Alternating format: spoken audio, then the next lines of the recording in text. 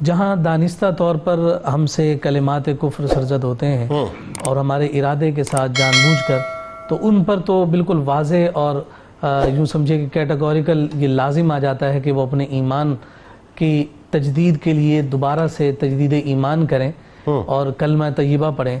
ظاہر سی بات ہے کہ جب بندہ مومن ایمان سے باہر جاتا ہے تو اس ایمان کے سبب سے جو دیگر اس کے ساتھ چیزیں منسلک ہوتی ہیں، منسوب ہوتی ہیں، وہ بھی جو ہے نقص کی جانب جاتی ہیں۔ اس لیے کہا کہ جو ایمان سے باہر ہوا تو اس کا نکاح بھی باطل ہو گیا، ختم ہو گیا۔ تو اس لیے جب وہ تجدید ایمان کرے گا تو اس تجدید ایمان کے ساتھ اسے تجدید نکاح بھی کرنا۔ اس تجدید نکاح کی بنیادی وجہ یہی ہے کہ وہ نکاح قائم ہی تب تک رہتا ہے جب تک وہ صاحب ایمان ہے۔ تو یہ تجدید نکاح پھر اس پر لازم ہوگا کہ جو التزام کفر کر چکا ہے اور دانستہ طور پر اس کے زبان سے یہ کلمات نکلیں اور جان بوجھ کر اس نے یعنی جس نے دانستہ نکالے ہیں ٹھیک ہے۔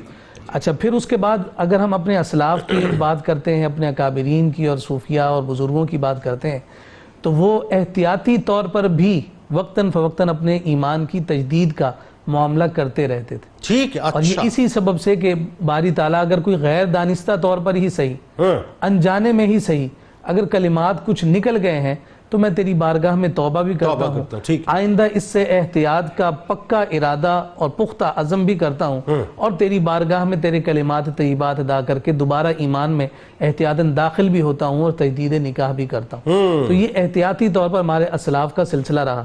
اسی وجہ سے ہم دیکھتے ہیں کہ جب کبھی نکاح کا موقع آتا ہے تو اس وقت دولہا اور دلہن سے کلمات ادا کروائے جاتے ہیں۔ ہمیں یہ کوشش کرنی چاہیے کہ ہم ان بچوں کو بتائیں کہ آپ سے یہ کلمات کیوں پڑھوائے جا رہے ہیں، انہیں یہ بتایا جائے کہ یہ احتیاطاً تجدید ایمان کی نیت کر لو ان کلمات کو پڑھتے ہوئے، تاکہ اگر سابقہ زندگی میں کبھی کوئی معاملہ ہو گیا ہے، تم زندگی کے نئے مرحلے میں داخل ہوتے ہوئے اپنے ایمان کی نئی نورانیت کے ساتھ داخل ہو جاؤ، اور پھر ساتھ ان کو یہ بھی نیت کروائی جائے کہ یہ جو کلمات تمہاری زبان پر جاری ہو رہے ہیں، اس کو حضور نے فرمایا افضل الذکر لا الہ الا اللہ، تمام اذکار میں سب سے افضل ہے، تو اس کی برکت کی نیت انہیں کروائی جائے۔ یہ اچھی بات آپ کر رہے ہیں۔ مثال کے طور پہ جن بچوں کی ہمارے یہاں ظاہر نکاح تو صبح شام ہی ہو رہے ہیں، تو بات یہ ہے کہ والدین اگر سن رہے ہوں گے تو ان کو جو ہے وہ خاص طور پہ، اگر مثال کے طور پہ مولوی صاحب نکاح پڑھانے والے بھول بھی جا رہے ہیں اس بات کو، تو ان کو کہے خاص طور پہ تنبیہ آپ کلمات پڑھوائیں، اور جو پڑھوا رہے ہیں انہیں یہ چاہیے کہ وہ انہیں بتائیں کہ تم یہ جو کلمات کہہ رہے ہو اس نیت کو داخل کر لو، اس نیت کو داخل کر لو تاکہ بزرگوں کی سنت پر بھی عمل ہو جائے اور ساتھ ساتھ ایمان کی محافظت بھی ہو جائے۔ اچھا، یہ تو ہوا جو ظاہر انگیج ہونے والے ہیں۔ اب جو زندگی گزار رہے ہیں، جو انگیج ہوئے ہوئے ہیں، مطلب عام سے مسلمان جو غیر شادی شدہ ہیں، شادی شدہ ہیں، ان کو کیا کرنا چاہیے اگر خدا نخواستہ غیر دانستگی میں جملے نکل گئے ہیں تو؟ اس کا طریقہ کار یہی ہے کہ ہم وقتاً فوقتاً اپنے زبان پر ان کلمات کو اس نیت کے ساتھ جاری رکھیں، اور یہ کلمات سے جہاں ہم نے بچنا ہے، اور بچنے کا بہترین طریقہ حضور نبی رحمت صلی اللہ علیہ وسلم کے اسوہ اور حضور کی سیرت کا اختیار کرنا۔ ٹھیک ہے۔ حضور نبی رحمت صلی اللہ علیہ وآلہ وسلم نے سب سے زیادہ جس چیز کی احتیاط کا حکم دیا ہے وہ زبان کے استعمال کی احتیاط۔ بالکل ٹھیک ہے، اور اس پر بڑی کثرت کے ساتھ احادیث مبارکہ موجود ہیں۔ حضور علیہ الصلوۃ کی ایک حدیث مبارکہ میں حضور نے فرمایا املأ الخیر خیر من السکوت والسکوت خیر من املأ الشر، کہا کہ اچھی بات کہنا خاموشی سے بہتر ہے، بالکل ٹھیک ہے، اور خاموش رہنا بری بات کہنے سے بہتر ہے۔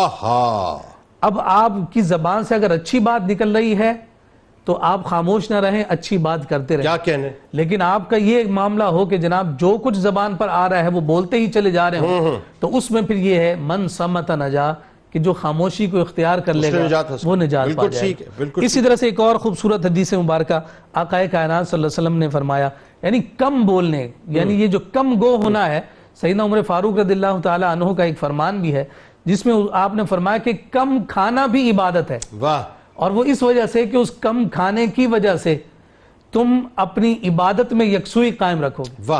اسی طرح وہ فرماتے ہیں کم گوئی بھی عبادت ہے، اس لیے کم گوئی عبادت ہے کہ تم اپنی زبان کو بغیر بلا وجہ کے کلمات سے محفوظ رکھتے ہو۔ بالکل، اب دو باتیں آپ نے بتائی، یہ حدیث مبارکہ آقا کائنات صلی اللہ علیہ وسلم نے فرمایا مجھے مختصر بات کرنے کا حکم دیا گیا، اور مختصر بات کرنا ہی بہتر ہے۔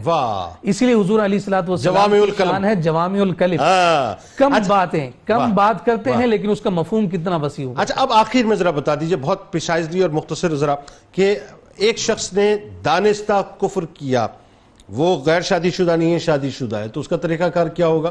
ٹھیک ہے جی. اور ایک شخص جس نے نادانستہ، خاتون نے یا مرد نے نادانستگی میں گناہ کر دیا ہے، کفر کر دیا ہے، یا کوئی ایسا جملہ کہہ دیا ہے جو ایمان ضائع ہونے کا خدشہ ہے، اس میں کیا کرے گا؟ وہ تجدید ایمان کیسے ہوگی، تجدید نکاح کیسے ہوگا؟ دیکھیے جو دانستہ ہے یعنی جو جان بوجھ کر کرنے والے ہیں، تجدید ایمان بھی ہے، یعنی توبہ کرے گا اس انداز کے ساتھ کہ میں آئندہ ان کلمات کو زبان پر نہ لانے کا عزم اور ارادہ کرتا ہوں، نیت کرتا ہوں.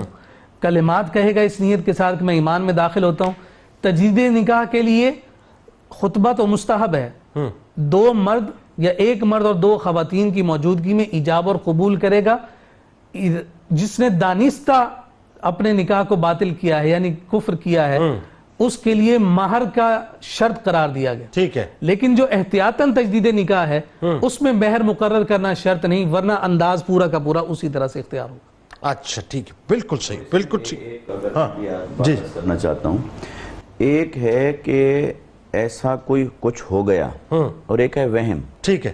بعض اوقات جو وہم میں تجدید نکاح بار بار کرنا شروع کر دیں تو یہ بھی ایک مبالغہ ہوگا. ٹھیک ہے. ہاں جہاں کچھ ایسا ہو گیا ہے کسی عالم دین سے رجوع کریں، ٹھیک ہے، پھر تجدید ایمان بھی ہو، تجدید نکاح. بہترین بہترین ہے.